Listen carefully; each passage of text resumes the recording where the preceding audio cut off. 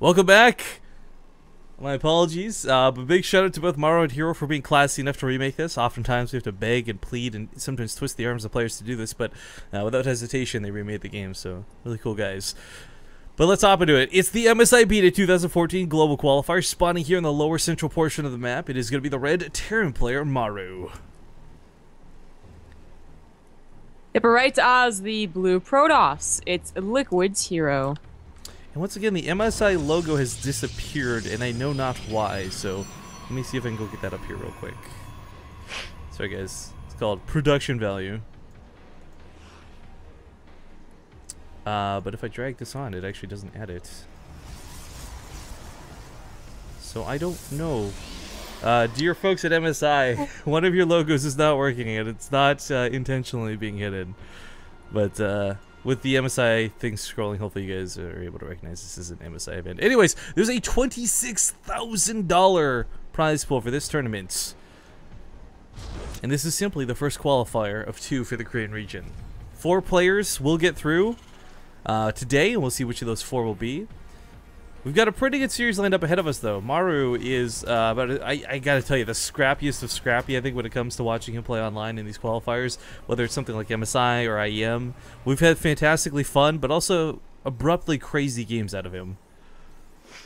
Yeah. I feel like we cast a lot of TVZ from him more than anything else. Although we did cast that one TVP where he went for both times. I think he 2-0'd a tank push. So he wasn't going mech, he just was doing a tank push with bio. And both times it seemed very effective. It's kind of the only person that I see do it really though. Anymore. So it's really weird. The logo you sent me, by the way, after I got you to resave it and rename it, still doesn't work. So once again, my sincerest apologies go out to the MSI folks. But for whatever reason, this PNG file does not work, and I don't know what to tell you. But anyways, it'll probably come back and randomly reappear like it did before. Maru is going to get a good scout off here to see where his opponent is. HerO, of course, also getting a peek at his opponent's base. Yeah. Folks still alive. For now. First, Maru wasn't going to get a Reaper, so he needed to scout where his opponent was, as he was going to do probably a one-base Widowmine drop. There's no reactor on that barracks, and that would have already happened if he's been open with Hellions. Well, HerO, make sure to get a Zealots. He could, he shouldn't send that across the map. I feel like that would be a waste of...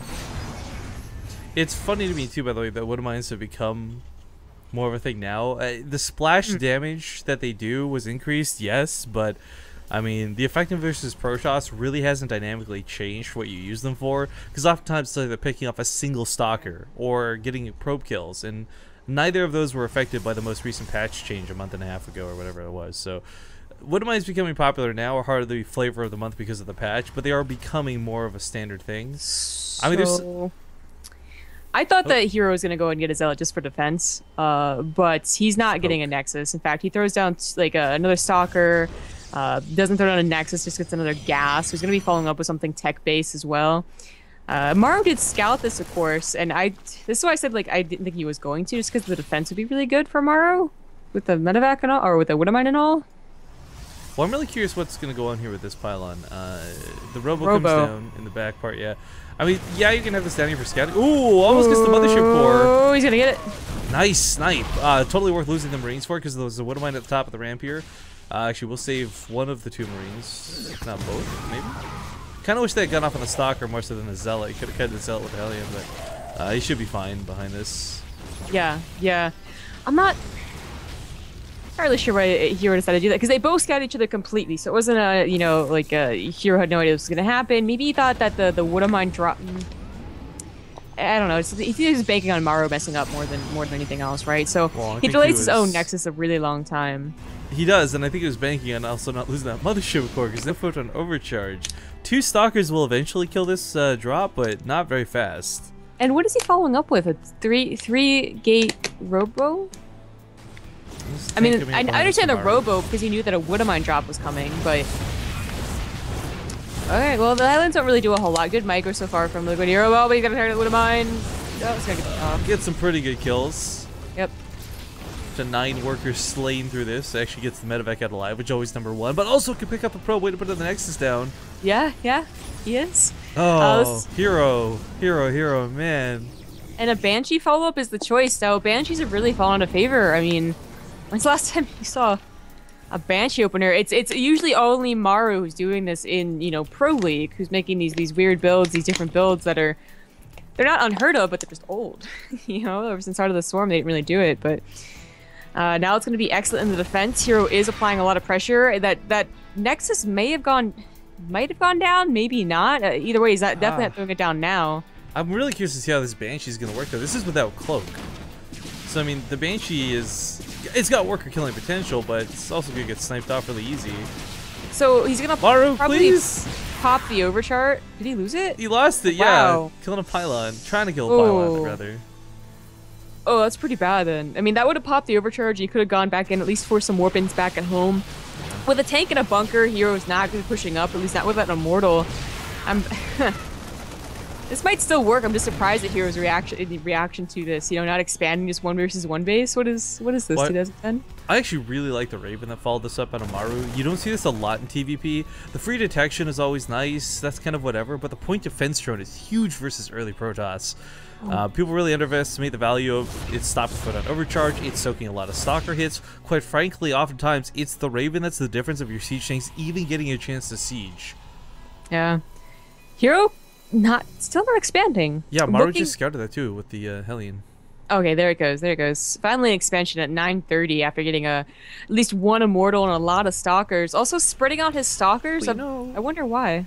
We're criticizing his lack of an expansion, but Maru's was pretty late too. He was expecting this heavy, big duty all-in, which was kind of what it looked like he was gearing towards. But yeah, you know, his CC only just gets thrown down right now too, so not exactly monstrously far ahead. But I do like Maru's army composition a lot better. HerO, I guess, was trying to intercept maybe a drop he thought was coming. I was wondering where the stalkers were going all the way off to the left, and that's the only reason I could think of, unless he thought Maru had a hidden expansion, which it's possible, I suppose, but unlikely. Usually the third expansion is the one that's hidden, not the natural. I'm loving, by the way, this Hellion being kind of used the way a Reaper normally would. It's to constantly dip in and scout and get out with its speed, but the Banshee's an interesting choice once again. This will be really good at helping shell away at the hardened shield of the Immortal because it attacks twice, so keeping this alive will be really nice. 4 tanks, though. This is the definition of badass. I mean, with the point defense turn going down 2 once it gets closer to the ramp of the natural, even these Immortals are going to have a hard time busting through this because the Stalkers are just going to be nullified.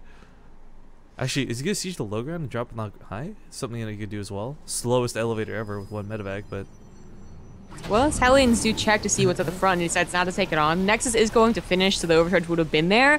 Here, the overcharge can't reach. No, he's not going to get a lot of damage. Oh, no, he's going to get the mission for. Well, there's no stim. I don't know. Oh, he barely doesn't. Forces out a time warp as opposed to 2 overcharges, though.